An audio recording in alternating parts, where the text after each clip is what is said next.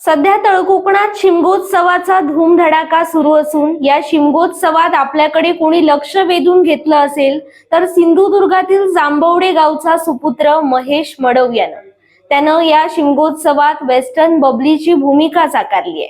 मात्र ही भूमिका साकारत असताना त्याला टीकेला सामोरे जावं लागतंय. दैनिक तरुण भारत संवादनं घेतलेल्या विशेष मुलाखतीत त्यांनी आपली खंत व्यक्त केली आहे.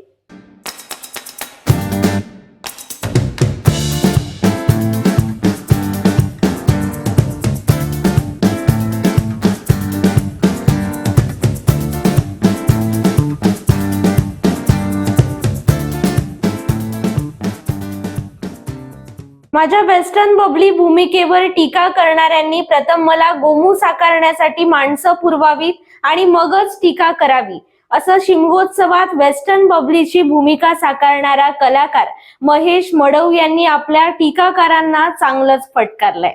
पाहूया. असं मी नाचतंय. आता काय माझ्याकडे साऊंड नाहीये, डीजे वाला नाही, म्हणजे हे नाहीये, डब नाहीये, बरोबर, पब्लिक नाहीये, बरोबर. त्याच्यामुळे मला साऊंड घेऊन नाचावं लागतं. बरोबर. साऊंड वरती आपल्या म्युझिक मध्ये आपली जे धार्मिक गाणी आहेत ना काही होळीची, बरोबर, ती नाही मिळत. बरोबर. डबचा आवाज, ते घुमाटचा आवाज, त्याच्यामुळे आता डीजे वरती हिंदी गाणी.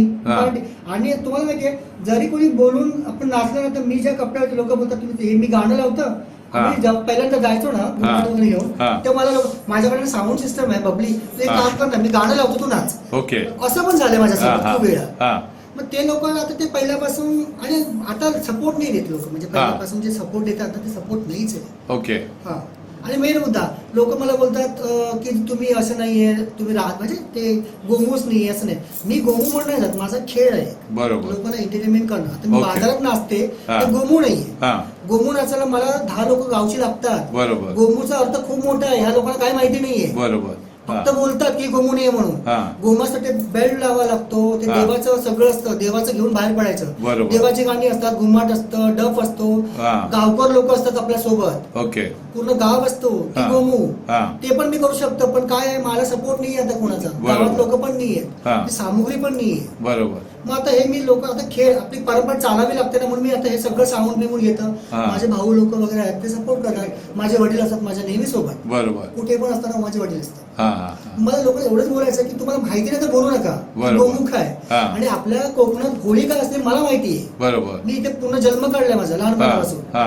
होळी म्हणजे काय, मी धार्मिक सोडलं नाहीये. मी जेव्हा निघतं ना तेव्हा घुंगट घेतं, म्हणजे पदर घेऊन होळीच्या पाया पडूनच आम्ही निघतो बाहेर. बरोबर. नंतर चेंज करतो मी साडी. मी हल्ली वेस्टर्न कपडे घालतो लोकांना चालतं. आणि मी ज्या गाण्यामध्ये नाचतो तिथे वेस्टर्नच लागतं. बरोबर. मी खेळ घेऊन चाललोय. मी लोकांना फक्त एवढं सांगा की मी खेळ घेत आहे. मी लोकांना फक्त एंटरटेनमेंट करमणूक आहे माझी. मला गोमू मध्ये बघायचं असेल ना तर 10 लोक म्हणजे गावचे लोक यायला पाहिजे. आणि माझ्यामध्ये तेवढं आहे, मी करून मी गोमूच होतं पहिलं, मी आता चेंज झालं. तर आता लोक गोमूला सोडून थोडं अलग काहीतरी वेगळं पाहिजे. बरोबर. तेच आहे माझं. बरोबर. हे पण तुम्ही हे नाच हे खेळ वयाच्या किती वर्षीपासून करताय? वयाच्या मी लहानपणापासून चालू आहे माझं. तिकडे जांभवड्यामध्ये. स्कूलमध्ये पण दशावली नाटकामध्ये काम केलं, गॅदरिंग मध्ये मी अभ्यासामध्ये पण हुशार होतं. आणि कला तर माझीच म्हणजे, आणि मला मेल टू फिमेल त्याच्यामध्ये इंटरेस्ट होता पहिल्यापासून. ओके. लोकांना सगळं ह्या गेटअप मध्ये मी लोकांना आवडतात. बरोबर.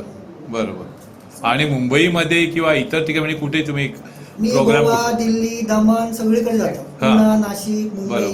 बरोबर. सगळीकडे जातो. याच्या व्यतिरिक्त तुमचा व्यवसाय किंवा नोकरी वगैरे काय? मी फार्मा कंपनीमध्ये जॉबला आहे. म्हणजे हे जॉब सांभाळून सगळं करतो मी. ओके. आता किती दिवस असणार आहात कोकणात? गुरुवारपर्यंत. पण तुम्ही कुठे कुठे जाता मग?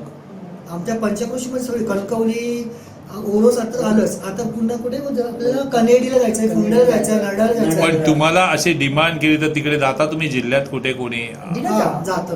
ओके. ओके. ओके. लोकांचं प्रेम आहे ना, बोलवतात. आणि मला आवडेल, ही माझं आहे, ही कला माझी आहे, ही कला माझ्या गावामुळे आपल्यामुळे आली, कोकणातून आली. बरोबर. मग त्याच्यासाठी मी कुठेही मला बोलवलं जाणार, फक्त मला लोकांनी वेळ द्यायला पाहिजे. बरोबर. कारण मला आता एका रात्री मी 3-3, 4-4 म्हणजे सकाळी 4 वाजता तो सकाळ म्हणजे किती वाजता बाहेर पडता तुम्ही? संध्याकाळी 7 वाजता निघाला ना मी.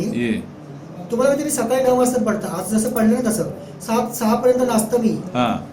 पायाचे माझे तळवे घासले जातात. हा. हा हा हा. लाल लाल होतात. रात्री तेल लावायचं झोपताना. निघून संध्याकाळी 7:30 पर्यंत घरी जायचं. ओके तो दिवसभर नाचायचा. एकच ओके. ब्रेक भेटतो जेवणाला 1 तास. ओके त्यानंतर पुन्हा घरी जायचं, आंघोळ करायची, जेवायचं, पुन्हा कपडे घालायचे 8 वाजता. ओके. 9 वाजता मांडावरती पोहोचायचं, तर रात्री 3 वाजेपर्यंत नाचायचं. ओके. 3 ते 6 पुन्हा झोपायचं, हा पुन्हा 9 वाजता जायचं. हा म्हणजे 4 दिवस हे चालू असतं असं. बरोबर.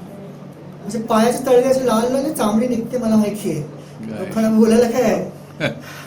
आणि लोक इथलं तिकडे, म्हणजे ह्या मांडवर तिकडे यायची. ओके हा मांड लगेच बंद करून तिकडे यायचे, हा माझ्यासाठी यायची. हा हा हा ते आता नाहीये ना हो. येस मला ते पाहिजे. बरोबर.